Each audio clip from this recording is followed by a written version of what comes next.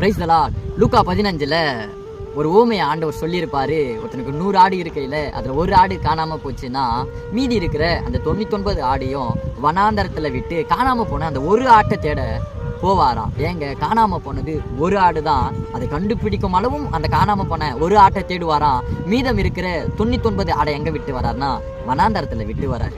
அப்போது அந்த 99 அவர் எப்படி பார்க்குறாருன்னா ஜீரோவாக தான் பார்க்குறாரு. அது வெறும் முட்டையாக தான் பார்க்குறாரு. ஏன் அப்படி பார்க்குறாருன்னா அது இருக்கிறதோ ஒன்று, இல்லாமல் போகிறதோ ஒன்று. அந்த 99 எப்போ 100ஆக மாறும்னா, அந்த 2 முட்டையும் எப்போ 100ஆக மாறும்னா இந்த காணாமல் போன இந்த ஒரு ஆடு கிடைக்கும் போது தான். அந்த காணாமல் போன ஆடு கிடைக்கும் பொழுது அது சந்தோஷமாய் தன் வீட்டிற்கு கொண்டு போய் அப்படின்னு வசனம் தெளிவாக இருக்கும். அப்போ அந்த 99 ஆடியும் அவர் அப்படியே டீலில் விட்டு வந்துடுறாரு. இன்னைக்கு இந்த வீடியோ பார்க்குற நீங்கள் ஒரு வேளை காணாமல் போன ஆடா இருக்கலாம். அந்த 99 100ஆக மாறணும்னா, அது பரிபூர்ணமாக ஆகணும்னா, அந்த பரமபிதா சந்தோஷப்படணும்னா அது நீங்கள்